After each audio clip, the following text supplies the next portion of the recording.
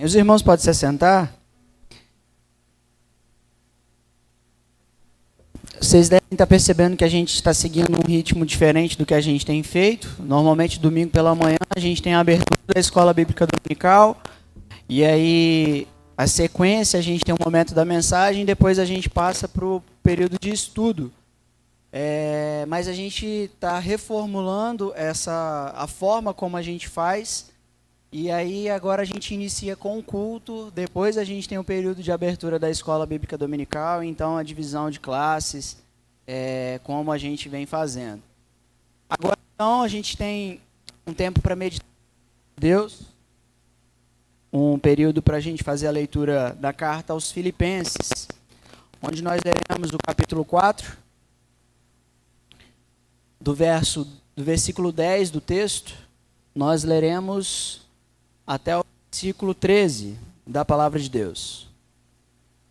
A carta do apóstolo Paulo à igreja em Filipenses, capítulo 4, leremos versículo 10 ao 13. Eu troco de microfone? Troco. Aí, opa, ficou bom. É o 3, Samuel. Aí vai melhorar, gente. Vai melhorar. Aí, ó. A voz já não é boa, imagina.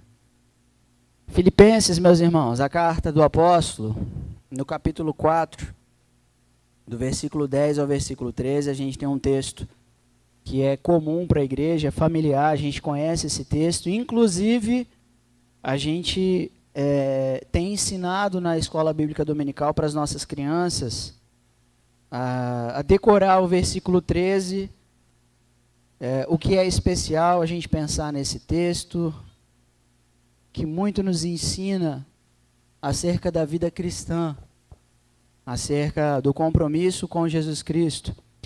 E aí a gente faz a leitura desse texto, o que o apóstolo Paulo escreve aos Filipenses, capítulo 4, do 10 a 13. A gente faz a leitura desse texto e ora pedindo ao Senhor que de maneira graciosa e poderosa Ele fale ao nosso coração.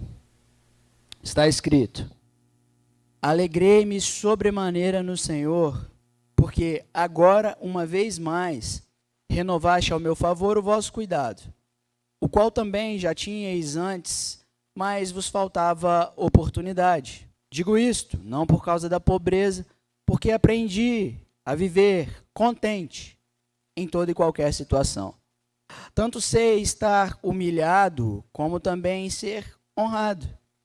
De tudo e em todas as circunstâncias já tenho experiência, tanto de fartura como de fome, assim de abundância como de escassez.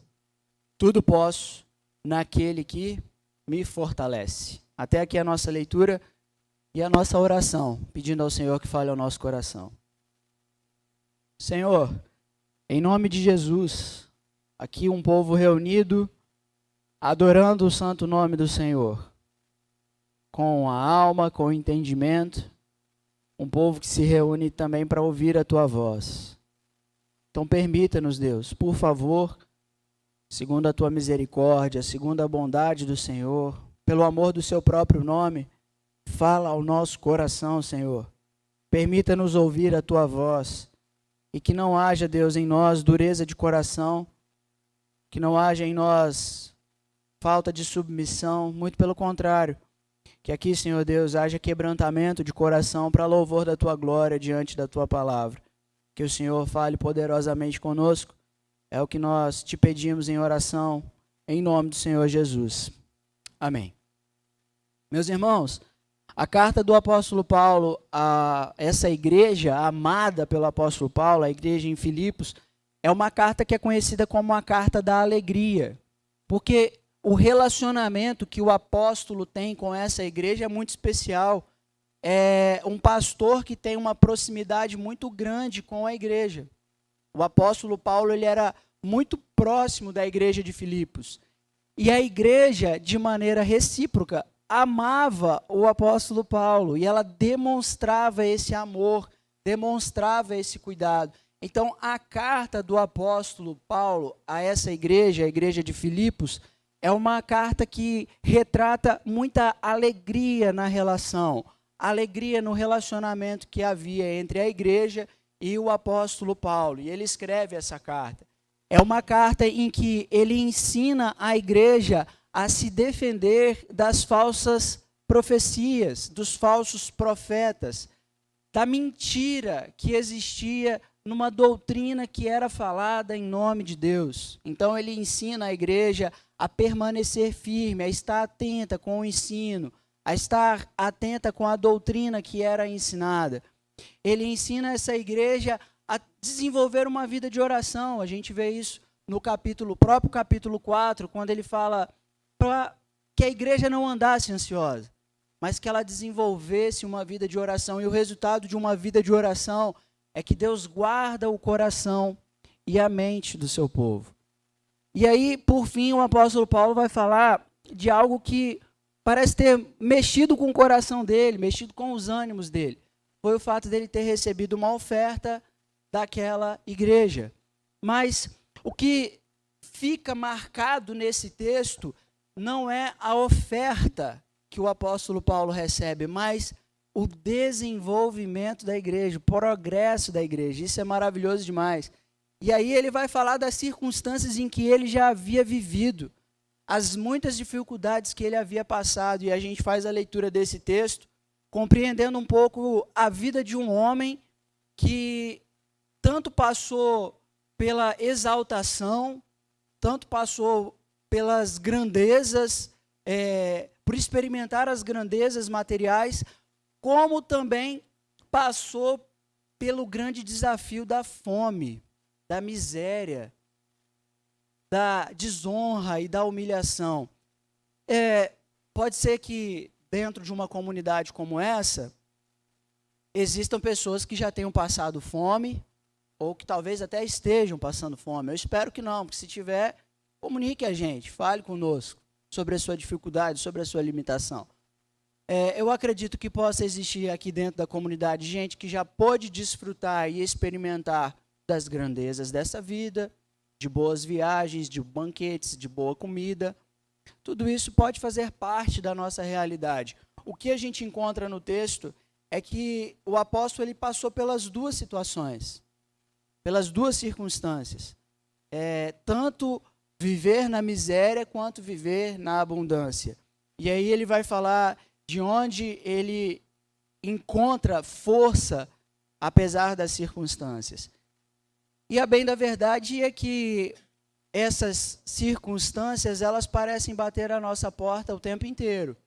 Quem está passando por dias tranquilos, dias bons, às vezes teme que as circunstâncias más, as circunstâncias adversas batam a porta.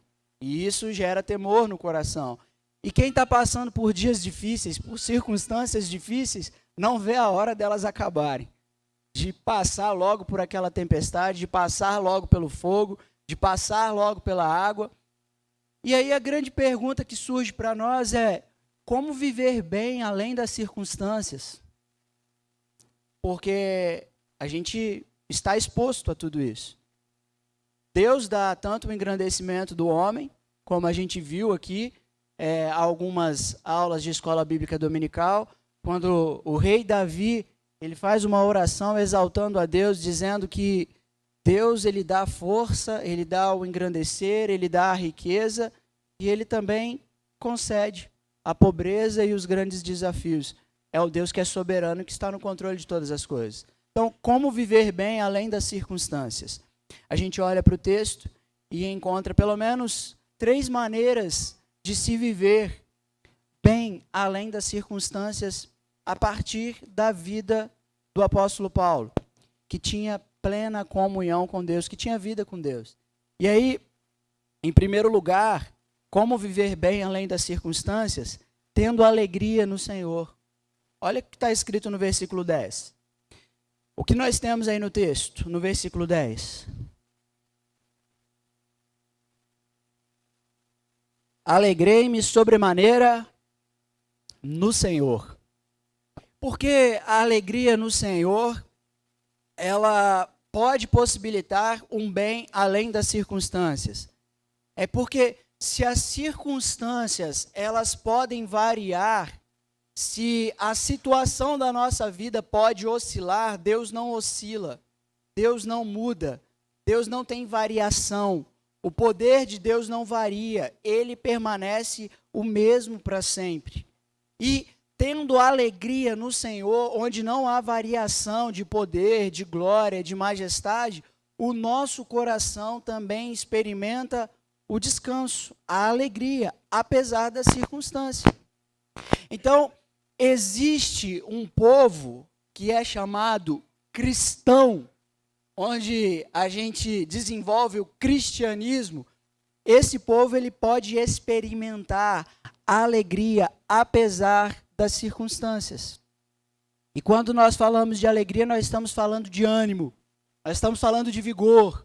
É um povo que pode experimentar vigor, experimentar ânimo, apesar das circunstâncias. Quando elas são difíceis, a gente experimenta alegria, a gente experimenta ânimo, experimenta vigor, porque em Deus não há variação, não há mudança.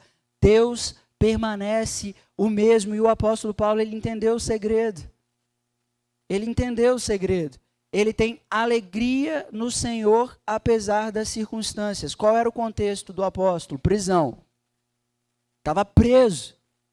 E ali, encarcerado, passando dificuldades. Porque a prisão não tinha todo um sistema de valores naquela época. Era o Império Romano que sustentava os seus presos dentro de um calabouço, onde, se lembrasse, talvez dava algum pão e uma água, alguma coisa assim para comer. Não havia direitos humanos. Os direitos humanos vão surgir por causa do cristianismo. O cristianismo é a base para os direitos humanos. É o apoio moral que o cristianismo, é o ensino moral que o cristianismo dá para a humanidade que vai fazer surgir os direitos humanos, por exemplo. E aí a gente vai ter defesa de pessoas que estão em situações das mais diversas. Mas um apóstolo que está sobre essas condições, preso, está falando de alegria, de experimentar alegria, apesar da situação, apesar da circunstância. Aqui, meus irmãos, o apóstolo Paulo deixa claro para a gente que a alegria dele não é por ele ter recebido uma oferta. Não é porque chegou um sactel ou uma carteira de dinheiro, uma carteira de crédito, uma carta de crédito para ele poder se alimentar e poder passar os dias ali na prisão. Não é por causa disso. O versículo 17 mostra para a gente, olha para o texto. Não que eu procure o donativo, mas o que realmente me interessa é o quê? O fruto que aumente o vosso crédito. O que o apóstolo está falando? Que ele encontra alegria, ele encontra prazer em ver que a igreja está se movimentando, que a igreja está progredindo, que a igreja está cumprindo um propósito, a missão de cuidar de órfãos, viúvas, aqueles que estão passando por necessidade. Ele, o apóstolo Paulo, não está se alegrando, especialmente por ele ter sido lembrado. Olha, lembraram de mim, eu sou o apóstolo Paulo, que preguei o evangelho. Não é isso. A igreja está cumprindo a missão, e isso enche o coração do apóstolo, alegra o coração do apóstolo, porque há desenvolvimento da igreja, porque há progresso na igreja. E, meus irmãos, o quanto é que você se satisfaz com o avanço do reino de Deus? Alegrar-se no Senhor tem a ver com isso. É ter satisfação no avanço do reino.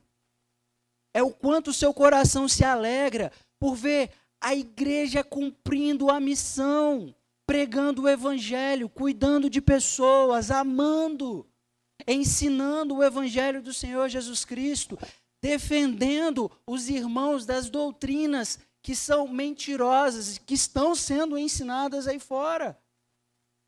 A igreja precisa se alegrar, ter satisfação com o avanço do reino de Deus, com o desenvolvimento de pessoas que estão sendo potencializadas para cumprirem os seus ofícios.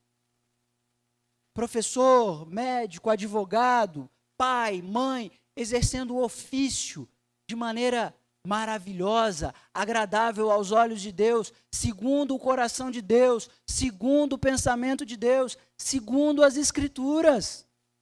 A gente precisa olhar para isso, mas o que acontece é que a gente vive um período em que os nossos olhos estão voltados para nós, e tão somente para nós. Só importa que eu esteja bem, que eu esteja feliz, que eu esteja sendo satisfeito.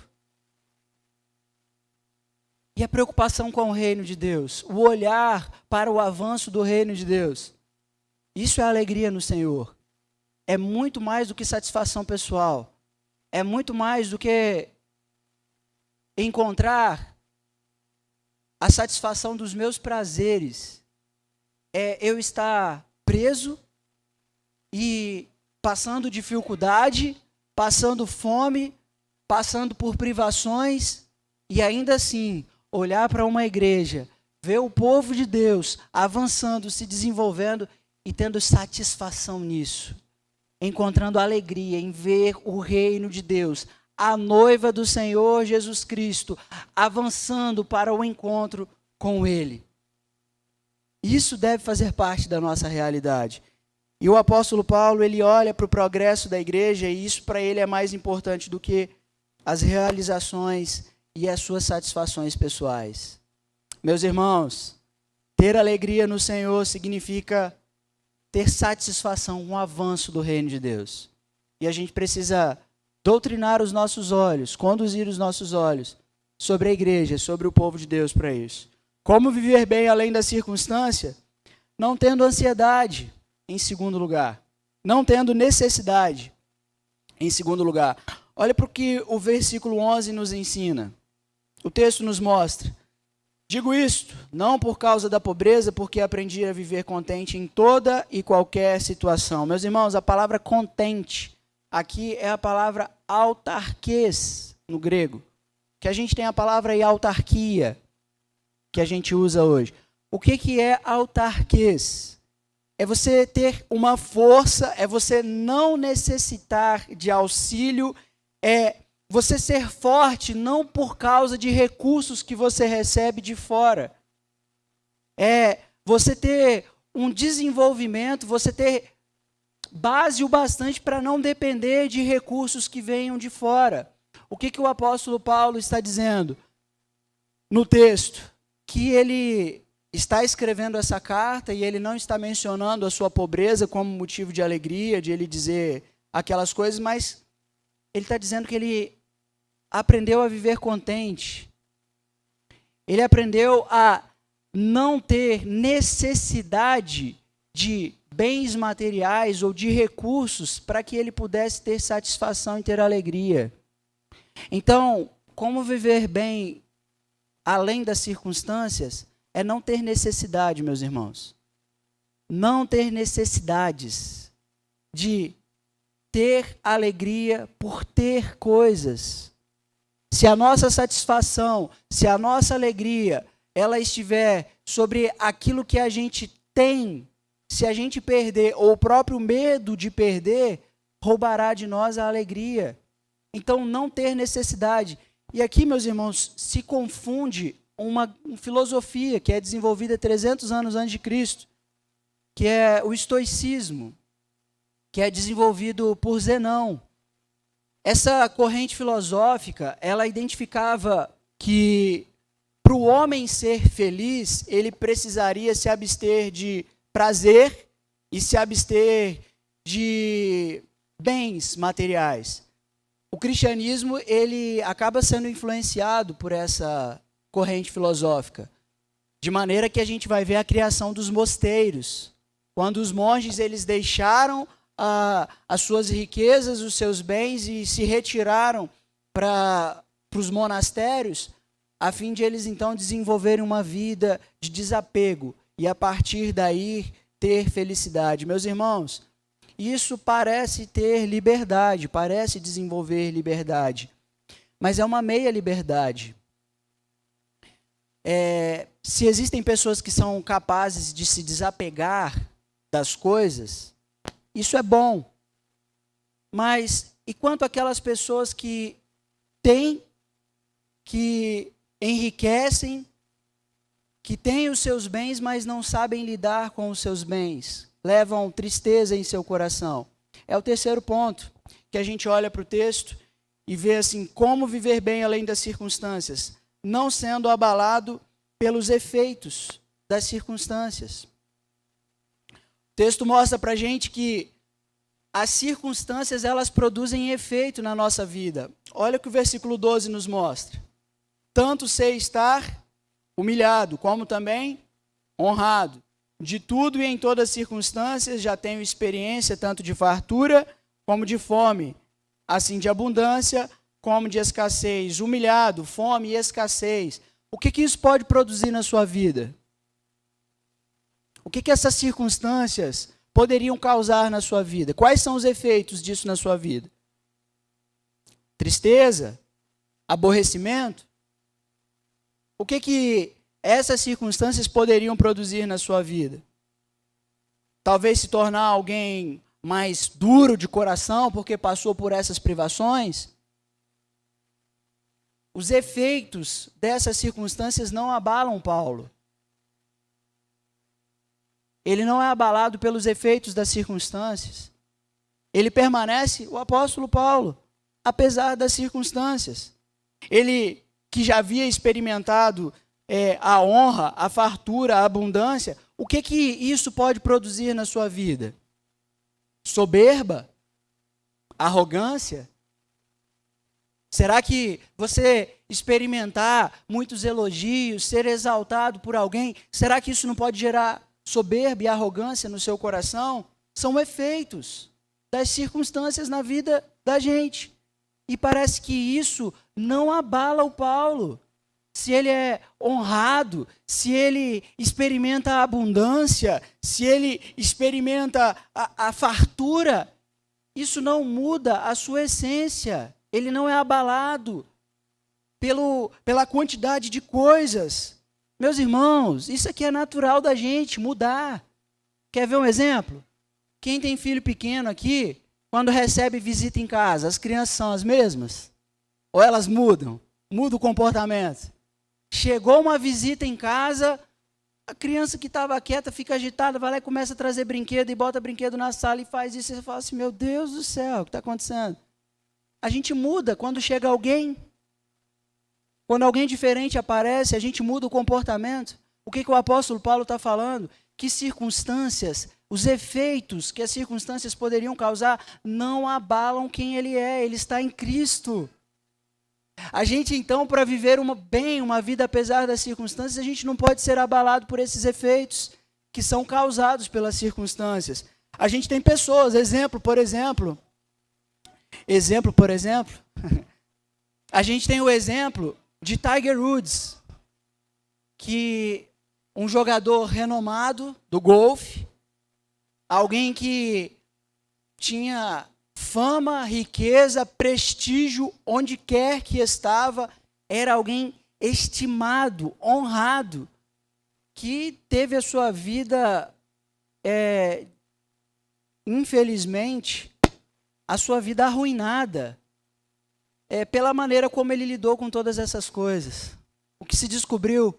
Que ele era alguém viciado em sexo, viciado em pornografia, em bebida, em droga, que traía sua esposa. Parece que os efeitos de toda a abundância, de toda a fartura, de toda a honra que ele tinha, não foram bem administradas no decorrer da sua vida. Existem pessoas que passaram pela pobreza, que passaram pela fome, que passaram pela privação, e que hoje são duras de coração, são rancorosas. São pessoas difíceis de lidar, porque as circunstâncias endureceram o coração, endureceram a vida. O que o apóstolo Paulo está ensinando é que a gente pode viver bem uma vida apesar das circunstâncias. Que a gente não precisa ser duro de coração, nem se tornar alguém imoral e desonrado por causa da honra e da fartura que a gente tem. Não se tornar orgulhoso por causa das bênçãos que a gente recebe. É possível viver uma vida além das circunstâncias, meus irmãos, e ter alegria. E por que a gente pode viver essa vida? Eu encerro dizendo, aquilo que está escrito no versículo 13. O apóstolo Paulo identificou que ele pôde suportar, ele pôde passar por todas essas circunstâncias porque existia alguém com ele. Não foi ele por ele mesmo. Era Jesus que estava com ele. Era o Deus presente, era o Deus conosco, que manifestava a sua graça, a sua bondade, o seu poder e fazia com que ele suportasse os efeitos da circunstância. Fazia com que ele não tivesse necessidade de nada, senão daquele que estava ali e satisfazia o seu coração, o desejo do seu coração. Meu irmão, minha irmã, ter Jesus conosco, ter a presença dele satisfaz o nosso coração. Se existe sede no seu coração, se existem anseios no seu coração, não é aquilo que Deus criou que vai satisfazer, mas é o próprio Deus, é a presença de Jesus. É o Espírito Santo quem vai satisfazer o seu coração, satisfazer a sua alma. É a presença do próprio Deus. E isso dará a você o descanso de não necessitar de nada, porque a sua maior necessidade, a necessidade do seu coração, a maior necessidade da sua alma é suprida pela presença de Jesus, é suprida pela presença do Espírito Santo. Se as circunstâncias, se Deus te conceder a alegria da abundância, da fartura, da honra, meu irmão, minha irmã, ainda assim você reconhecerá, por causa da presença de Jesus, que tudo aquilo pertence a Ele, é dele, vem dele e vai para Ele, e o seu coração se manterá humilde, guardado na presença dele.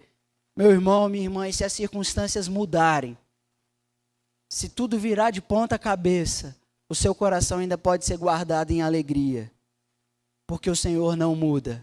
Ele continua do seu lado, atravessando o fogo, atravessando as águas, Ele continua com você, de maneira com que o seu coração é guardado, e a sua alegria, o seu ânimo, o seu vigor, também são guardados. Tudo posso naquele que me fortalece, porque Ele está comigo. As circunstâncias não mudam a minha vida, porque Ele é o Deus presente. É o Deus conosco. Amém? Feche seus olhos para a gente orar. Pai, em nome de Jesus, a igreja do Senhor reunida quer experimentar uma vida além das circunstâncias. Quer poder se alegrar apesar das circunstâncias. Então, Senhor, eu te peço em nome de Jesus, se existe alguém aqui hoje, Pai, que a alegria foi roubada pelas circunstâncias, eu peço que o Senhor renove a alegria. Que o Senhor restaure a alegria do coração desse teu servo, da tua serva. Que o Senhor dê ânimo e vigor ao teu servo, Pai. Em nome de Jesus. Pai, eu te peço para que, se existir aqui algum irmão ou irmã que tem necessidade, muitas necessidades, quais forem as necessidades, eu peço que o Senhor possa suprir essas necessidades. Que não tenha falta, Senhor Deus, para esse irmão ou para essa irmã, mas que, sobretudo, Senhor Deus, o coração desse irmão, dessa irmã, seja suprido pela tua presença, Senhor. Que o Senhor seja o deleite, seja a satisfação, o prazer, a alegria daqueles que aqui se reúnem hoje em nome de Jesus. Pai, eu te peço que a tua boa mão seja com a tua igreja, Senhor Deus, para protegê-la e guardá-la de todos os efeitos das circunstâncias. Se existem irmãos aqui hoje, irmãs, que são honrados, que desfrutam, experimentam a fartura, a bonança, que eles não sejam abalados pelo efeito, Deus, que isso pode causar na vida deles. Guarda o coração e a mente dos seus servos. Pai, se existem pessoas sendo privadas, passando por necessidades, pela escassez, hoje eu te peço em nome de Jesus, que os efeitos dessas circunstâncias também, meu Deus, esse irmão ou essa irmã seja guardado desses efeitos. Guarda o coração e a mente do teu povo. É assim que eu oro, Senhor Deus, pedindo ao Senhor essa graça. Em nome de Jesus. Amém e amém. Meus irmãos, recebam a bênção. Que a graça do Senhor Jesus, o amor de Deus e a comunhão com o Espírito Santo seja com toda a igreja do Senhor Jesus, até que Ele venha. Amém e amém.